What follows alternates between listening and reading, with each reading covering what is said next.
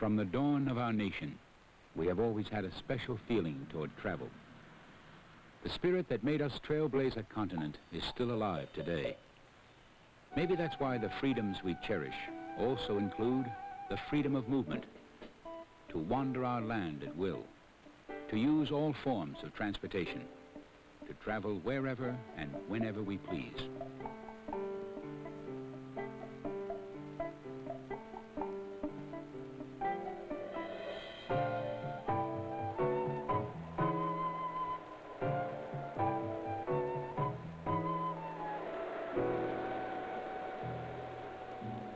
There has always been a vitality to American transportation.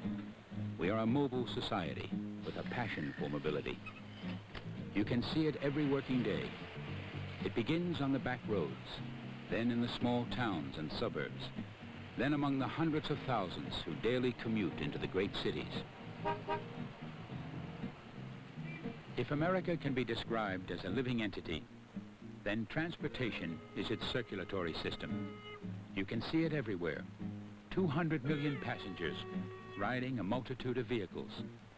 An annual $200 billion industry. In all its forms, the largest industry we have. It is the role of transportation to link people with jobs, with goods, and with each other, and do it safely and efficiently.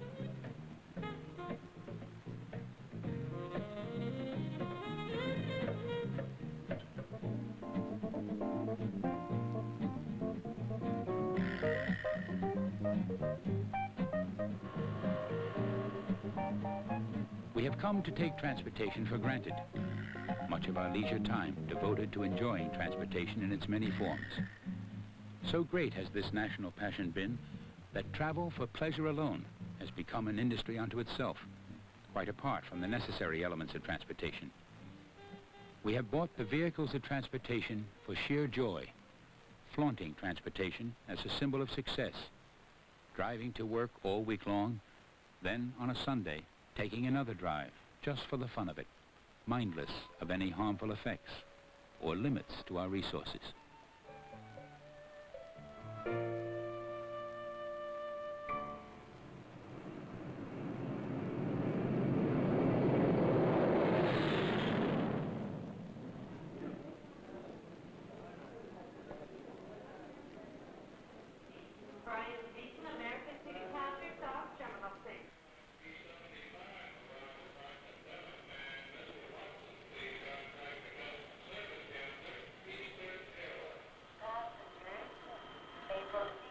Perhaps more so than any other form of transportation, the symbol of total escape has been the airplane.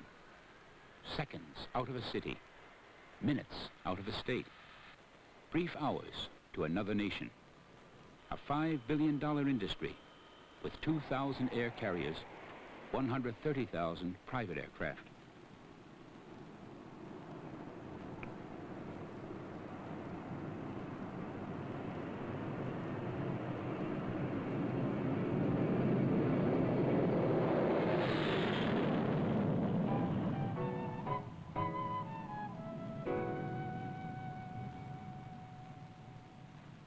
For years, the dominant symbol of our movement of freight has been the railroad. Trains, sometimes over 2 miles long, offer a constantly moving panorama across 200,000 miles of track.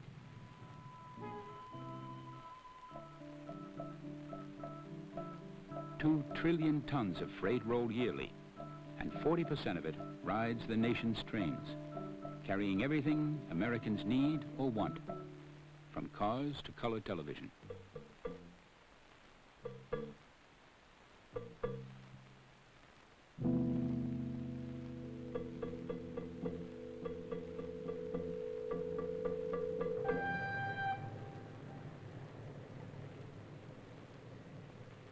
Next to rails, our country's economic history is bound to water transportation. The bulk of our exports reach foreign shores by sea, and exports have increased more than fourfold since 1940. On inland waterways alone, 1.5 billion tons are shipped annually.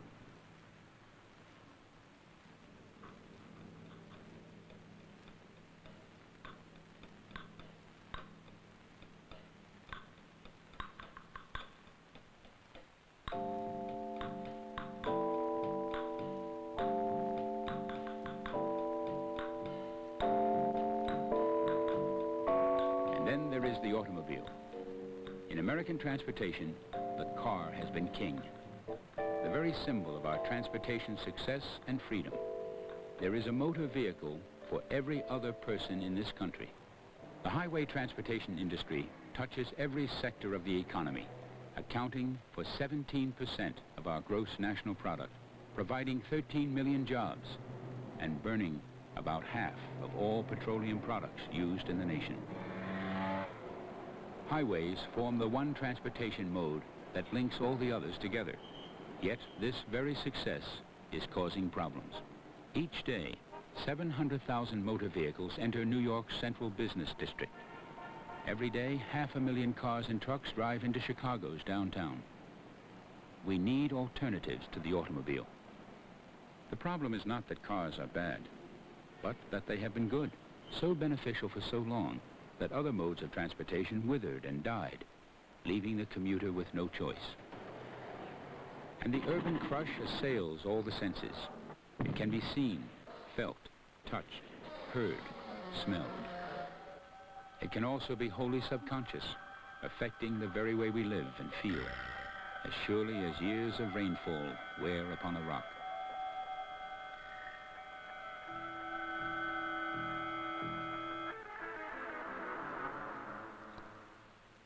Faced with the staggering growth in traffic volume, American cities now face a transportation crisis, an atrophy of movement.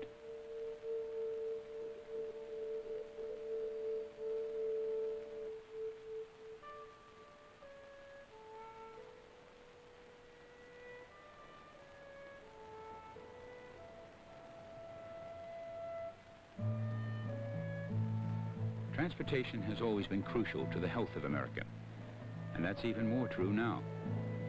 So in 1966, Congress created a cabinet-level department to provide national leadership. Claude Brinegar is the nation's third Secretary of Transportation. He is responsible, in effect, for taking the nation's transportation networks and making of them a system. It's helped the states in formulating comprehensive and coordinated highway safety programs. A major problem facing the Secretary is that while some elements of the transportation industry have prospered, others have not. It is the role of the United States Department of Transportation to develop programs to make each mode individually strong, and also to make them work together in harmony with the most efficient use of our energy resources. The key word is balance. Balance in transportation begins on the drawing boards, placing emphasis where it is needed. For the last 25 years, much of the emphasis in transportation construction has been on highways. Today, highways are almost synonymous with the over 42,000-mile interstate highway system, the greatest public works program in history.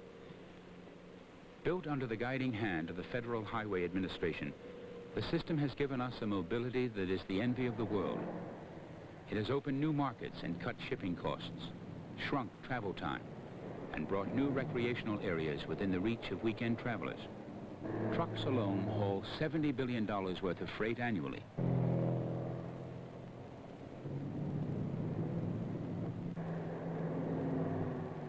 But still, there are the cities and the roadways in the cities. Here, engineers are making better use of valuable urban land, terracing highways, building a city above and beneath its roadways, or making them part of other transportation modes. The land taken for transportation must be used more effectively. This means making use of common corridors, such as in Chicago, where a rail rapid transit line runs down the median of a highway. Another common corridor experiment, a joint project of the Federal Highway and Urban Mass Transportation Administrations, is proving very successful. Just outside Washington, D.C., commuters are being attracted back to mass transit with new, clean, carpeted buses and a highway strictly for buses and carpools, right down the middle of the original road, speeding them on their daily trip into town past backed-up traffic.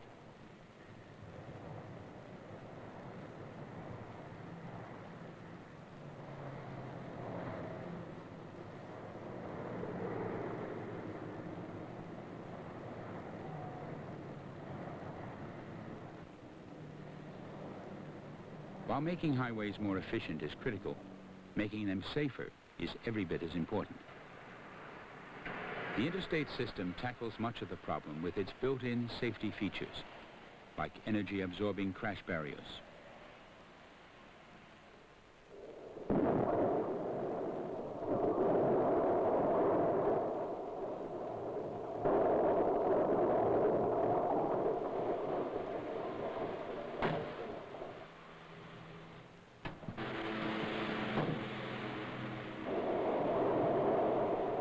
Other life-saving devices can be developed more quickly by using the computer to design and analyze safety features and letting mathematical models take the hard knocks.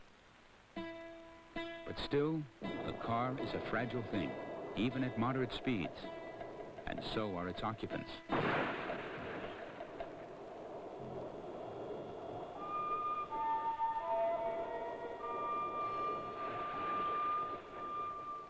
So other work by the National Highway Traffic Safety Administration centers on the car, the driver, and the passengers.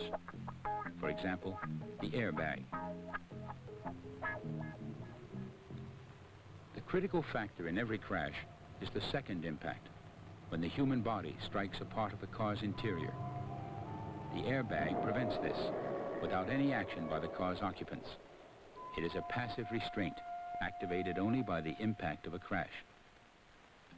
The airbag is a prime feature of the experimental safety vehicle, the search for the perfect safety car.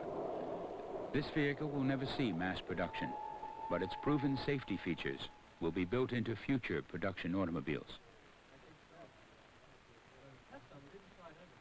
The problem of safety is everywhere, and the Transportation Department's programs don't stop with the land. The U.S. Coast Guard watches over the nation's seacoast and its inland waterways. It oversees the safety aspects of both ship construction and shipping operations. And in emergencies, the Coast Guard carries out search and rescue operations, seeking out disabled or foundering vessels. All engines ahead full. All engines ahead full, sir. Each year, 60,000 such missions are conducted, bringing an annual saving of about 2,500 lives. The Coast Guard also keeps an eye out for the nation's weekend sailors, teaching them rules of the waterways and small boat safety, and aiding those in trouble.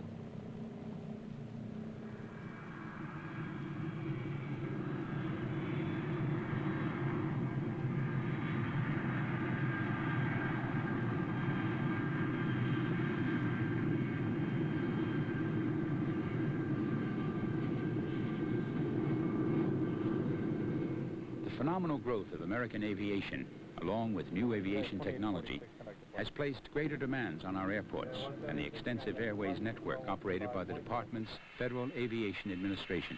Roger, we'll go to 3,000. Where's the altimeter 2983?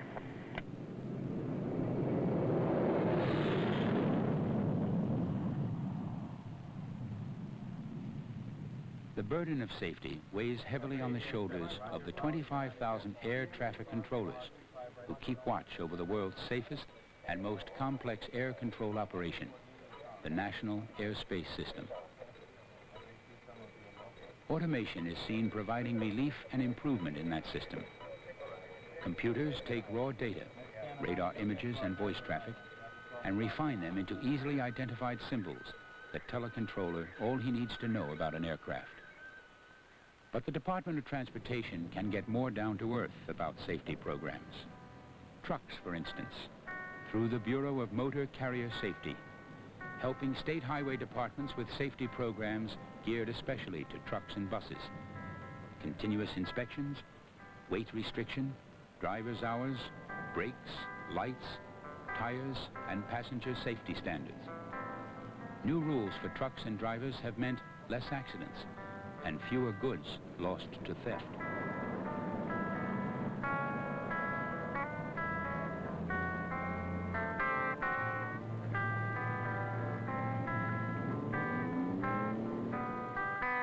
Nor is rail safety ignored. For years, the nation's railroads enjoyed a good safety record, but the general decline in the railroads changed that. Now the picture is improving again.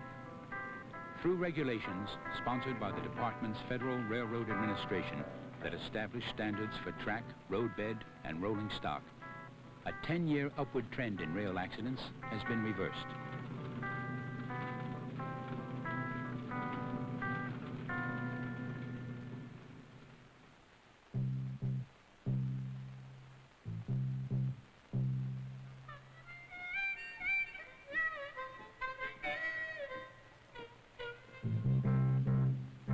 But safety is not the only rail interest of the department.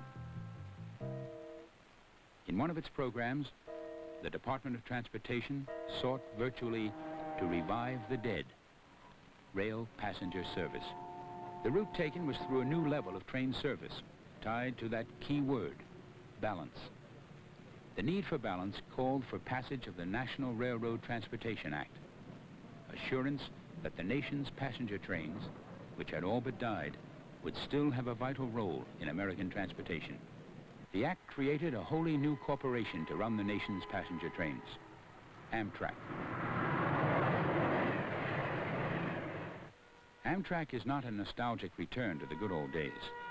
Beneath the glossy exterior of its new trains lies a core of solid reason, a viable, competitive system of intercity passenger travel.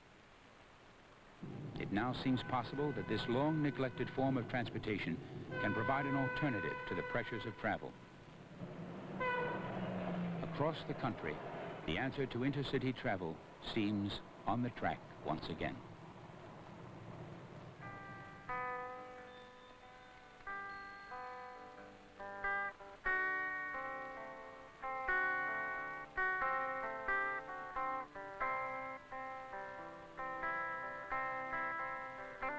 The concept of balance extends to the sea and to what has become known as America's fourth seacoast, the Great Lakes and the St. Lawrence Seaway. The U.S. side of the Seaway is operated by the Transportation Department's Seaway Development Corporation. Down this waterway steam ships from 50 nations, serving 60% of the nation's population, farms and industries in the country's heartland. Balance in transportation includes not only the modes themselves, but interaction between modes. In a word, intermodalism. Across the country, it can be a trailer that rides on a train. A trailer has been ferried across half a continent by a train. Now it will be hauled to its final destination by truck. What it means is moving cargo easily and efficiently between transportation modes. It's been used in the freight business for some time now. The key to intermodalism is containerization, standardization of shipping containers. Most technological problems of container design and handling have already been solved, including a network of intermodal freight terminals for speedy transfer from mode to mode.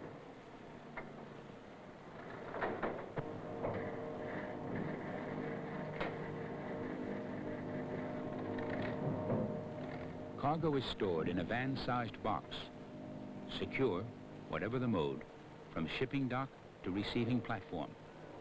Compatible, wherever, however it travels, often with only a single bill of lading.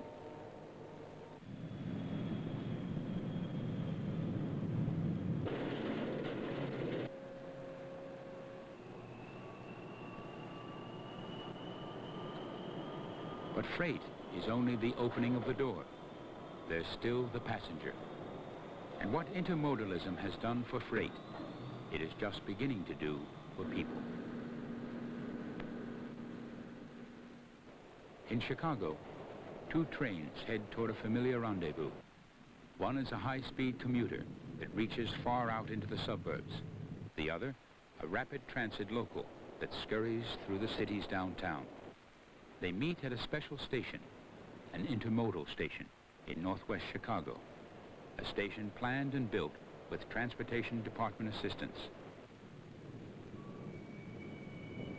A continuing problem in the urban transportation crisis has been to lure people from their cars and onto mass transit. Intermodalism helps. The walk between the two trains is brief, convenient, comfortable. No waiting, no fuss.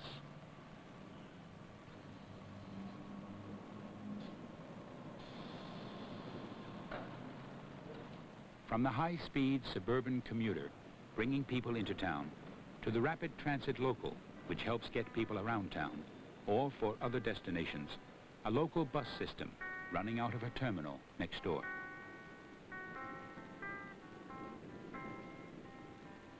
Intermodalism for the passenger is extending to other modes of transportation. Mobile lounges have taken the walking out of air travel for passengers at Washington's Dulles International Airport. Here, passengers don't traipse long corridors to the plane. They take a super bus, an extension of the airport itself. The passenger never sets foot on the pavement. The lounges can accommodate any size aircraft, any distance from the terminal.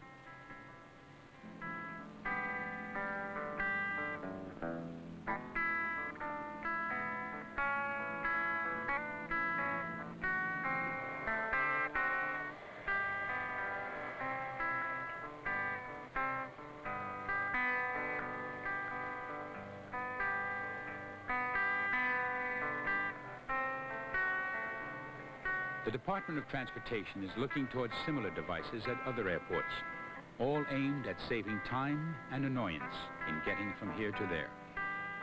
Intermodalism, containerization, automation. They're becoming a part of the present, and they'll all be a part of the future.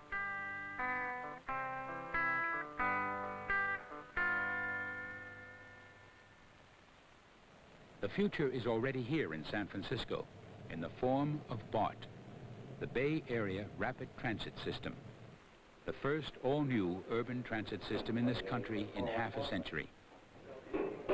BART has it all. Common corridors, sharing highways and even rail lines. Automation, fully computer-controlled, all 75 miles, from signal lights to station announcements. Intermodalism, at every station, ready access either to a bus for a freeway or a streetcar, and all aimed to please the passenger, make him comfortable, give him a choice.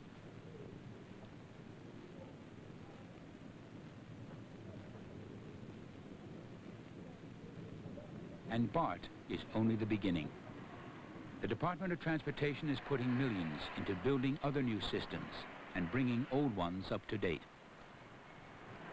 In many cities, the department's efforts have saved urban mass transit from total collapse.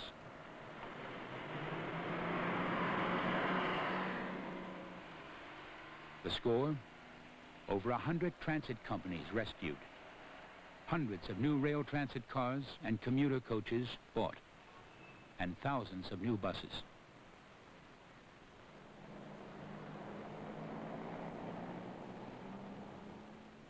On a smaller scale, there is Dial a Ride, minibuses that run like taxicabs, mass transit to the front door for only the price of a bus ride.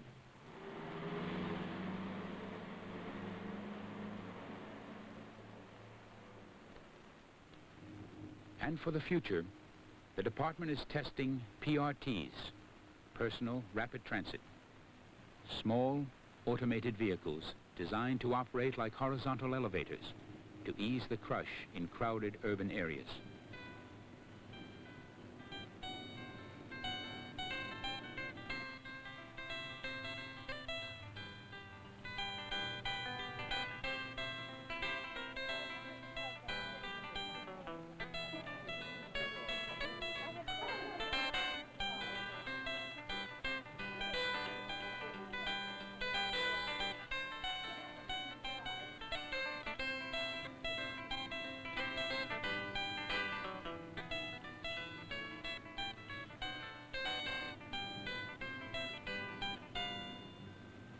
The department's experimental programs look to the year 1990, when we will have to double our present transportation capacity.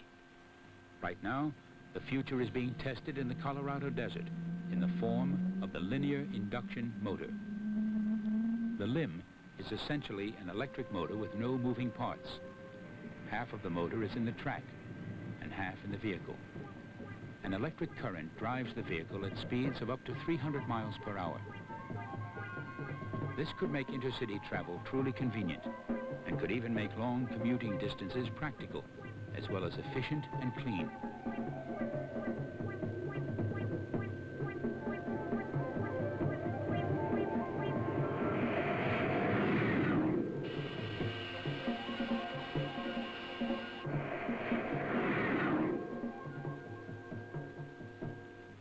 Even more innovations lie ahead, and they must be tried and developed and made practical. Because if our country's growth has been linked with ever-improving transportation, it's clear that even better transportation will be necessary to keep the nation alive and growing.